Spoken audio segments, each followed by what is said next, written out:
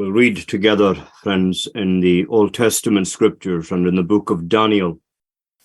The book of Daniel in chapter 4, and we'll read the closing verses from verse 34. Daniel 4 and at 34. And at the end of the days, I, Nebuchadnezzar, lifted up mine eyes unto heaven, and mine understanding returned unto me. And I blessed the Most High, and I praised and honoured him that liveth forever, whose dominion is an everlasting dominion, and his kingdom is from generation to generation. And all the inhabitants of the earth are reputed as nothing, and he doeth according to his will in the army of heaven and among the inhabitants of the earth, and none can stay his hand or say unto him, What doest thou? At the same time my reason returned to me, and for the glory of my kingdom mine honour and brightness returned unto me. And my counsellors and my lords sought unto me, and I was established in my kingdom, and excellent majesty was added unto me. Now I, Nebuchadnezzar, praise and extol and honour the King of heaven, all whose works are truth, and his ways judgment, and those that walk in pride he is able to abase. Amen. May God bless to us our reading of his word. Now, of all the incidents recorded in the book of Daniel, and there are many remarkable incidents in Daniel, a lion's den and a burning fiery furnace, to name but two. But among them all, the events recorded in this chapter are as singularly striking and thought-provoking as any of the others. In the previous chapter, Nebuchadnezzar was busy doing what tyrants and governments still do, threatening the people of God, attempting to force them to bow down to his golden image, and woe betide any dissenting voice. Friends, truly there is nothing new under the sun. But in this fourth chapter, the Lord brings a shocking providence into this man's life, and he is reduced to grazing in the field until the Lord lifts him up again. He then issues this decree in which he speaks of the Lord, and that's what I want to focus on briefly tonight. I want to notice that he speaks, first of all, of the supreme nature of God and of God's government, the supreme nature of God and his government. Nebuchadnezzar was a very proud man. His pride, in fact, was his undoing. We see that in verse 30, for example. But through the severe affliction which came on him, he came to understand something of the supreme nature of God and of God's government. He speaks of him in verse 34 as being the Most High, and in verse 37 as the King of heaven. The inhabitants of the earth he describes in verse 35 as nothing in comparison.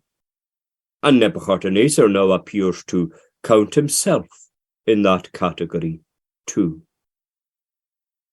How clearly he understood that is perhaps not clear to us, but he understood sufficient to grasp something of the supreme nature of God and his government.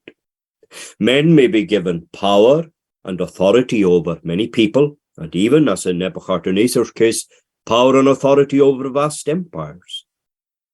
But at the end of the day, all power is in the hand of God.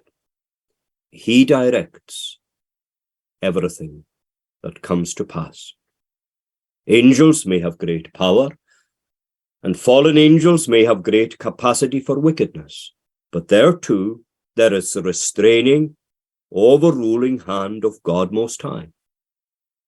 Both angels and men, says Matthew Henry, are employed by him and are accountable to him. The angels of heaven are his armies, and the inhabitants of the earth his tenants. Now see how Nebuchadnezzar acknowledges the inevitably irresistible nature of God's work, seeing that he is the supreme governor. He doeth, he says, according to his will in the army of heaven and among the inhabitants of the earth, and none can stay his hand or say unto him, What doest thou? What he appoints is fulfilled through all the earth. And all the earth and hell itself, though they all combine to frustrate the divine plan, they cannot. Angels and men may dispute his government and rebel against it. But what can that achieve? He is able to restrain the wrath of the wicked and overrule their plots and plans to his own glory and the good of his church. As far as they are concerned, he will ensure that they shall never perish, and no man shall ever be able to pluck them out of his hands. We see the supreme nature of God and his government. But then we see also here the eternal nature of God and his government. Nebuchadnezzar had come to see that, unlike the kingdoms of this world, his own included, the Lord is from everlasting to everlasting. He describes God in verse 34 as the one who lives forever and reigns forever. His kingdom is from generation to generation. How often was Nebuchadnezzar flattered with the traditional greeting, O King, live forever. But there's only one King who lives forever. Neither the Lord nor his kingdom is subject to the decay and to the inevitable fall that applies to the affairs of this world. His being knows no change, without beginning, without end. I am the Lord, I change not, he says elsewhere. And you remember what he says directly after that. Because of that, ye sons of Jacob are not consumed. The supreme nature of God and his government, then the eternal nature of God and his government. But here too we see the holy nature of God and of his government. Now, Mr. MacLeod has spoken on this already this evening, and it's here again in this passage. As Nebuchadnezzar speaks of God, he confesses in verse 37, I think, that all his works are truth. All his works are truth. Everything, from beginning to end.